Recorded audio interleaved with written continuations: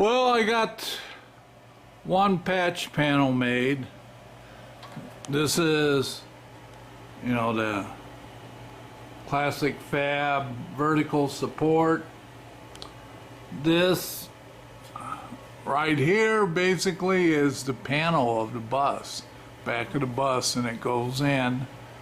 And then you can see there's the angle and the groove where you're going to have the rubber seal for the engine lid will go in here. So this method, I made two-piece. I made this inside metal piece and then the front, and I welded it together. Just kept pushing it and then welded it and welded it from the inside. It's 22 gauge and it's a challenge. I can still put some radius on the edge. So that's the passenger side, back of the bus. Now I need to make one for the driver's side, and it needs to be full length, the entire length. So what I decided not to, I'm tongue-tied here, decided to do a different method, kind of resort back to my days of building musical instruments, building my mandolin and my hammer dulcimer. And so what I'm going to try to do is use that method. So I took sheet metal, put it in my brake press over there, and I bent the 90-degree angle. So this will be the outside radius that I'll have on the edge of the bus, which will be this right here, you'll see. And then this was the template I made. So I was going to do like this piece, do two-piece and weld this edge. So I want to see, if the two skill sets and methodologies, if that's the word, will cross over. Okay, this is what I mean by kerfing. So by cutting, it allows me to bend and do the radius. Now I'm going to go in there and weld that up. Just keep working towards the end till I got the full radius. So I think it might work. We'll see how good I weld. So that's the process so far. Different than the other piece. We'll bring you back. All right. So this interim steps complete.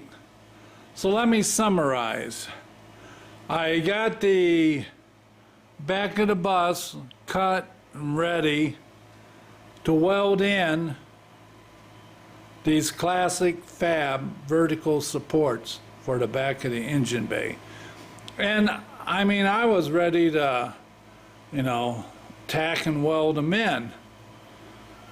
Well, fortunately, the day before, I got thinking about it and wondering, how will I make the sheet metal that's supposed to fit? And I got thinking, I better make them pieces first, at least get them roughed in, where I can use these and have them as templates. So you can kind of see the back of one. So I used two methods. So here they are. Man, it's dark. Let me get a light on. There, hopefully that's better. So if you can imagine, that's the back engine bay of the bus. So on the passenger side, I'm going to be cutting that vertical piece short, just a little bit below the sheet metal patch panel on the outer skin, because everything above is solid. On the driver's side, I wasn't so lucky. That whole length, whole support had to be used.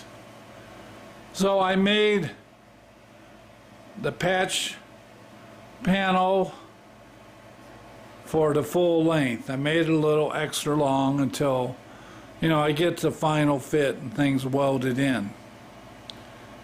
So in the channel is, you know, where the rubber engine deck lid seal goes in here. So on this panel, what I did is I made a, basically I broke it on the brake press and, you know, made like an angle iron, 90 degree. So then for this radius, I went in and I think I showed on the other details where I cut and curved and then welded that. This side was my first one. It's two-piece. So you got the side piece and then the wide sheet metal piece. And then I went in the inside corner and welded it. And 22 gauge sheet metal with 30 gauge wire. Oh, it was tricky. This looks more like factory with the sharp radius. This has got more of a lazy radius, but was easier to make. So those were the two methods.